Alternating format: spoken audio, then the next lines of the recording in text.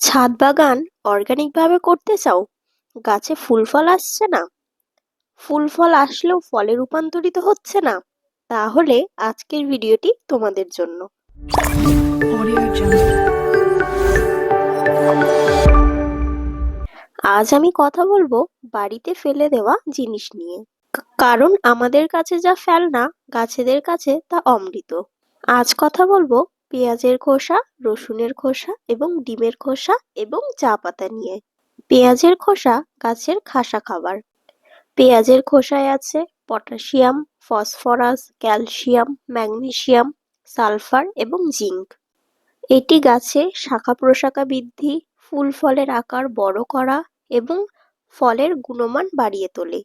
এটি তরল সার হিসেবে প্রয়োগ করলে গাছের রোগ প্রতিরোধ ক্ষমতা বাড়িয়ে তোলে। পেঁয়াজ এবং রসুনের খোসা বিভিন্নভাবে ব্যবহার করা যায়, তবে এটি তরল সার হিসেবে ব্যবহার করলে এর সকল পুষ্টি মৌলগুলি গাছ খুব সহজভাবেই গ্রহণ করতে পারে। এর ফলে গাছ হয়ে ওঠে সুস্থ ও স্বাস্থ্যবান। এই তরল সারটি তৈরি করতে লাগবে কিছুটি পেঁয়াজের খোসা। 3-4 মুঠো খোসা একটি পাত্রে 1 লিটার জলে 3 থেকে 4 দিন ভিজিয়ে রাখতে হবে। এরপর সেই তরলটিকে আরো 2 থেকে 3 লিটার জলে ভালো করে মিশিয়ে মাটিতে প্রয়োগ করতে হবে। এই তরল সার মাসে 2 থেকে 3 বার ব্যবহার করতে পারো। এবার আমি কলার খোসার ব্যবহার নিয়ে কিছু কথা বলবো। আমাদের প্রতিদিনের ফেলে দেওয়ার কলার খোসা দিয়ে গাছ প্রাকৃতিকভাবে পটাশিয়ামের অভাব পূরণ করতে পারে। গাছে ফুল ফল আসার সময় এই পটাশিয়ামের চাহিদা দেখা দেয়। আর কলাতে রয়েছে প্রচুর পটাশিয়াম, ক্যালসিয়াম, ফসফরাস এবং ম্যাগনেসিয়াম। তাই ছাদ বাগানে প্রতিটি গাছের জন্য এই কলার খোসা খুবই উপকারী। এই তরল সারটি তৈরি করতে লাগবে কিছুটা পরিমাণে কলার খোসা। 1 লিটার জলে 3 থেকে 4 দিন ভালো করে ভিজিয়ে রাখতে হবে। এরপর সেই তরল সারটিকে আরো 2 থেকে 3 লিটার জলে ভালো করে মিশিয়ে মাটিতে প্রয়োগ করতে হবে। এই তরল সার মাসে 2 থেকে 3 বার ব্যবহার করতে পারো। ডিমের খোসা বাগানে গাছেদের জন্য অত্যন্ত সস্তা এবং কার্যকারী সার। ডিমের খোসার মধ্যে আছে প্রচুর পরিমাণে ক্যালসিয়াম কার্বনেট। গাছেদের কোষ প্রাচীরকে শক্তিশালী করার জন্য এটি অত্যন্ত গুরুত্বপূর্ণ। গাছের ফল ও সবজি পচে যাওয়ার হাত থেকে বাঁচায় এই ডিমের খোসায় থাকা জৈব ক্যালসিয়াম। ক্যালসিয়ামের অভাবে গাছের ফুল ফল ও শিকড়ের বৃদ্ধির বাধাপ্রাপ্ত হয়।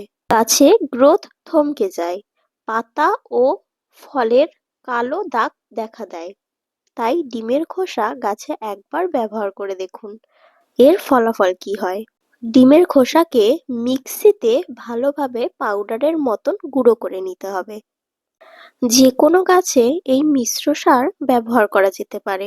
টবের গাছ হলে 1 থেকে 2 চামচ দিতে হবে। তরল সার হিসেবে চা পাতা ব্যবহার করতে পারো। এতে থাকে প্রচুর পরিমাণে নাইট্রোজেন ও অনুখাদ্য, যা আমাদের গাছে এনপিকে এর চাহিদা পূরণ করবে। চা পাতার ব্যবহার নিয়ে যদি বড় ভিডিও দেখতে চাও, তাহলে আমাকে কমেন্ট করে অবশ্যই জানিও। আজকে যেই মিশ্র তরলটি আমরা ব্যবহার করছি গাছে, সেই মিশ্র তরলের মধ্যে রয়েছে পেঁয়াজের খোসা, রসুনের খোসা, ডিমের খোসা, চা পাতা এবং কলার খোসা। এই মিশ্র তরলটি তোমরা যে কোনো ফুল ও ফলের গাছে ব্যবহার করতে পারো।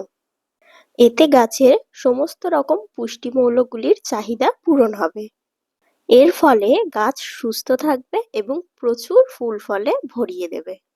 গাছের রোগ প্রতিরোধ ক্ষমতাও বহু গুণ বেড়ে যাবে। শীতের শেষে এই তরল মিশ্র জৈব সারটি তোমরা একবার ব্যবহার করে দেখো। আশা রাখছি খুব ভালো ফল পাবে। আশা করছি ভিডিওটি তোমাদের ভালো লাগবে।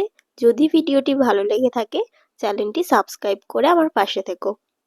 আমি কিভাবে গাছে এই মিশ্রণটি প্রয়োগ করছি তোমরা দেখতে থাকো।